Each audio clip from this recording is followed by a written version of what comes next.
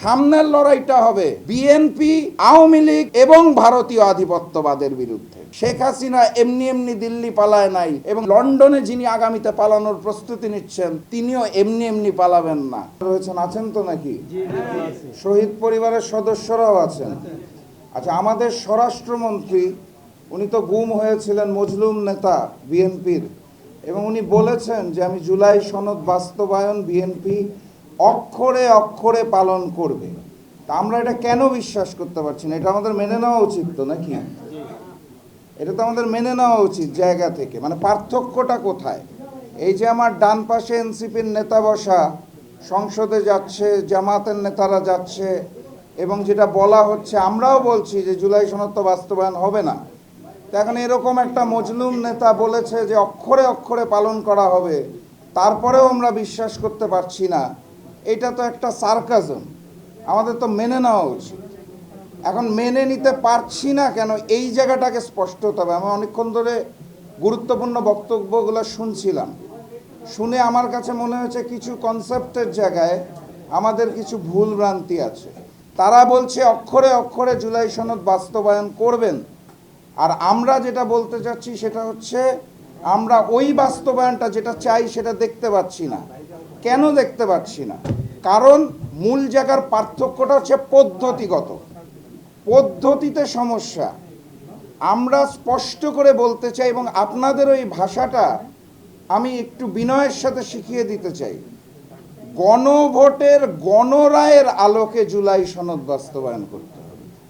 জুলাই সনদ তো হয়ে গেছে, যেটার মধ্যে সংসদ ভবনের সামনে প্রত্যেকটা রাজনৈতিক দল যে স্বাক্ষর করেছিল, আপনাদের মনে থাকার কথা। স্বাক্ষরের পর ফটো সেশনে সবচেয়ে বেশি যিনি হাসি দিয়েছিলেন, সবগুলো দাঁত বের করে, ওনার নাম সালাউদ্দিন সাহেব। ছবিটা বাধাই করে রাখার মতো ছবি। তো জুলাই সনদ তো হয়ে গেছে, এবং তারপরে আদেশ হয়েছে, অধ্যাদেশ হয়েছে, গণভোট হয়েছে। জাতীয় সংসদ নির্বাচন এবং গণভোট একই দিনে হয়েছে। সংসদে যাওয়ার পরে ম্যানেজ ভোটের মাধ্যমে যারা ক্ষমতায় এসেছে তারা যে একটা ভোটের শপথ নিয়েছে, আর যেটা গণভোট, সংস্কার পরিষদের শপথটাকে তারা গ্রহণ করেন নাই।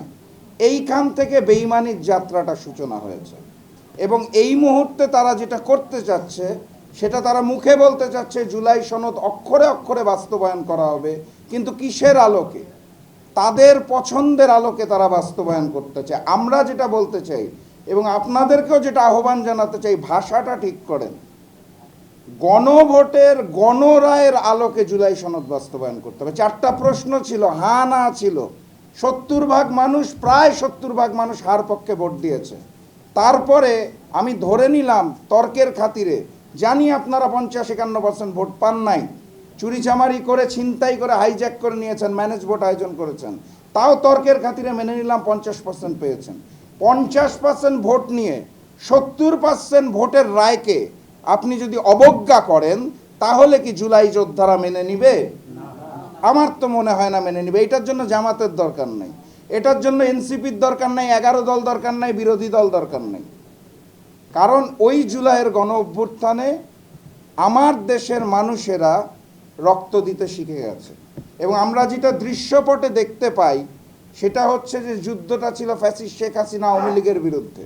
বাস্তবতাটা হচ্ছে যুদ্ধটা ছিল আওয়ামী লীগ এবং ভারতের বিরুদ্ধে, আধিপত্যবাদের বিরুদ্ধে। যেই কারণে শেখ হাসিনা এখন দিল্লিতে আশ্রয় পায়। এখন প্রশ্ন হচ্ছে, ওই যে শুরু করেছিলাম, মজলুম নেতা সালাউদ্দিন সাহেব বলেছেন অক্ষরে অক্ষরে, সেই মজলুম নেতার কথা আমরা বিশ্বাস করতে পারি না। কারণ হচ্ছে উনি ভোটের আগে যে স্টেটমেন্টগুলো দিয়েছিলেন যে হ্যাঁ যদি জয়যুক্ত হয় তাহলে কোনো আইন বাধাগ্রস্ত হবে না, আমরা যারা জিতে আসবো সকলে মিলে বাস্তবায়ন করব। সংসদে যাওয়ার পরে টোটালি ইউটার্ন নিয়েছেন তারা, এবং আমরা যেটা দেখতে পাই সংসদ ভবনে, যেটা আমার ভাই তুষার ভাই খুব সুন্দর করে বলেছে, আমি খুব সংক্ষেপে বলতে চাই, আমরা সংসদে যেটা দেখতে পাই সেটা হচ্ছে সালাউদ্দিন সাহেব ওখানে প্রক্সি প্রধানমন্ত্রী হিসেবে কাজ করছেন। একদম প্রক্সি প্রধানমন্ত্রী। আমাদের প্রধানমন্ত্রী বিরোধী দলীয় নেতার কথার পর প্রোটোকল অনুযায়ী যার কথা বলার কথা, উনি কথা বলতে পারেন না, যে কোনো কারণেই হোক, স্ক্রিপ্ট ছাড়া উনি ভুলে যান কথা, তথ্য বিভ্রাট হতে থাকে, এই কারণে প্রক্সি প্রধানমন্ত্রী কথা বলেন। এখন প্রক্সি প্রধানমন্ত্রীর ব্যাকগ্রাউন্ডটা কি? তারা বলে গুম। আমরা দেখি উনি শিলংয়ে বিলাসবহুল 3 স্টার রিসর্টের মধ্যে সময় কাটিয়েছে। এখন ওই যে আরেকটা পয়েন্ট এসেছে আলোচনা, আপনাদেরকে মনে করিয়ে দিতে চাই, শুধুমাত্র এই জুলাই সনদ বাস্তবায়ন না, তার পূর্বেই অধ্যাদেশগুলো বাতিল হয়ে যাচ্ছে। অর্থাৎ আমার ভাই বলেছে 40%, আমি বলবো অর্ধেক, 50% সংস্কার কার্যক্রম অলরেডি শেষ হয়ে গেছে, হওয়া শেষ, জুলাই সনদ ব্যতীতই। এবং এর মধ্যে গুরুত্বপূর্ণ কোনটা? এই যে গুম নিয়ে যে কথা বলছেন ওরা, মানবাধিকার, বিরোধী দল দমনের জন্য পুলিশ, সুপ্রিম কোর্টের বিচারক নিয়োগ, দুর্নীতি দমন কমিশন, অর্ধেক তো শেষ। একটা ফ্যাসিস্ট সরকার গঠনের জন্য, স্বৈরাচার গঠনের জন্য যা যা গুণাবলী প্রয়োজন, সেই সংস্কারগুলো তো অলরেডি শেষ হয়ে গেছে। আমাদের হাতে আর অপশন রয়েছে বাকি অর্ধেক। ওই যে গুমের কথা বলছিলাম, আমাকে গুম করে দেওয়ার আগে এতগুলো মানুষকে সাক্ষী রেখে 2টা ছোট গল্প বলে আজকের আলোচনা আড্ডা শেষ করে দিব। প্রথম গল্প, আমাদের প্রক্সি প্রধানমন্ত্রী, উনি নাকি গুমরত অবস্থায় ছিল। 2023 সাল আমরা ফ্যাসিস্ট হাসিনা বিরোধী আন্দোলন করছি, বিএনপির নেতৃত্বে আমার দল জাকপা। আমরা তখন 12 দলীয় জোট গেলাম গুলশান অফিসে, জনাব তারেক রহমানের সাথে স্কাইপিতে মিটিং হবে। স্কাইপি ওপেন হলো, আমরা দেখলাম স্ক্রিনের মধ্যে এক পাশে জনাব তারেক রহমান, আরেক পাশে নুডলসের বাটি হাতে নুডলস খেতে খেতে সালাউদ্দিন সাহেব।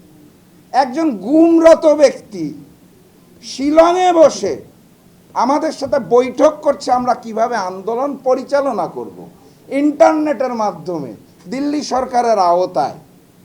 এ কি সম্ভব? আমরা হতভম্ব হয়ে দৃশ্যটা দেখলাম, বের হলাম, নিজেরা মুখ চাওয়াচাই করলাম যে কী আন্দোলন হবে। সেদিনই বুঝে গিয়েছিলাম আন্দোলন আসলে হবে না, বালুর ট্রাকও নড়বে না, ঈদ আসবে ঈদ যাবে, আসলে কিছু হবে না।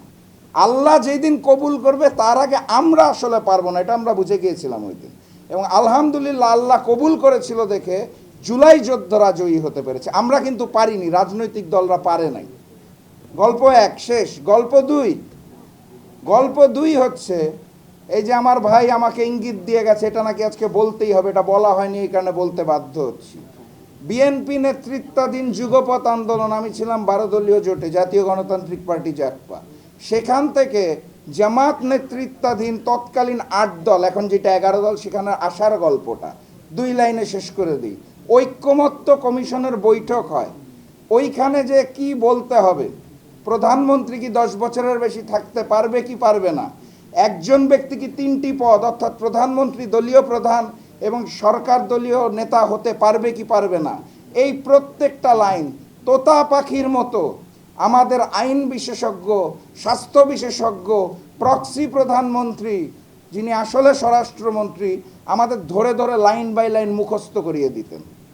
সেই দিন প্রথম প্রতিবাদ করেছিলাম যে আপনার কথায় ঐক্যমত্য কমিশনে যেগুলো বলতে পারবো না। এবং সেখান থেকেই যে বাধা পেয়েছিলাম, সেই বাধার পর তৎকালীন বিএনপিকে ছেড়ে চলে এসেছিলাম। এবং বিএনপির গুলশান অফিসে আমার মনে আছে গ্যারেজে দাঁড়িয়ে বলেছিলাম, সেই সময়ে শহীদ প্রেসিডেন্ট জিয়াউর রহমান এবং দেশনেত্রী বেগম খালেদা জিয়ার বিএনপি আর বর্তমান বিএনপি এক জিনিস না। প্রেসিডেন্ট জিয়াউর রহমানের বিএনপিকে স্যালুট জানাই, খালেদা জিয়ার বিএনপিকে সম্মান জানাই। জনাব তারেক রহমানের যেই বিএনপি, সেই বিএনপিকে সম্মান জানাতে পারছি না বলেই চলে এসেছিলাম। এখন সর্বশেষ কথা করণীয়, যেটা বলেছিলেন, অনেকে অনেক প্রস্তাব দিবে। আমি যেটা বিশ্বাস করি, অতীতের লড়াইটা হয়েছিল আওয়ামী লীগ এবং ভারতীয় আধিপত্যবাদের বিরুদ্ধে, সামনের লড়াইটা হবে বিএনপি, আওয়ামী লীগ এবং ভারতীয় আধিপত্যবাদের বিরুদ্ধে। সেই লড়াইটা যদি আমরা করতে প্রস্তুত থাকি, তাহলে রাজপথে নামতে হবে।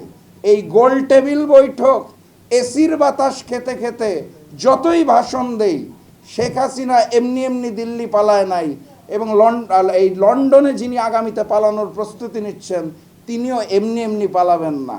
আমার আহ্বান, চলুন রাজপথে নামি। আমি আমার জায়গা থেকে বলতে পারি, ব্যক্তি হিসেবে আমার দল থেকে, আপনারা যদি রাজপথে নামতে চান, কারণ এটা আপনাদের দাবি, রাজনৈতিকভাবে আমার দল জাতীয় গণতান্ত্রিক পার্টি জাকপা আপনাদের সাথে থাকবে। আমি ব্যক্তিগতভাবে প্রথম কাতারে থাকব। এবারের প্রথম গুলিটা খাওয়ার জন্য প্রস্তুত আছি। দেখা হবে ইনশাআল্লাহ রাজপথে। বিজয়ের পথে যাত্রা শুরু, জীবন অথবা মৃত্যু। আসসালামু আলাইকুম।